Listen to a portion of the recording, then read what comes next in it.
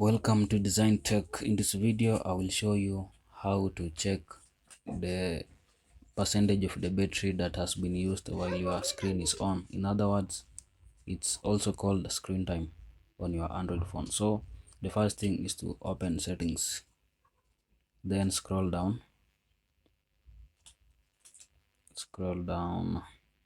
and here you will see battery lab. So tap on battery lab. Now you'll have to scroll down and tap on battery setting. Here we have the first option here. Tap on battery usage and you can see that since the last charge the screen time is 14 hours and 49 minutes, and these are other apps that have used your battery since the last full charge.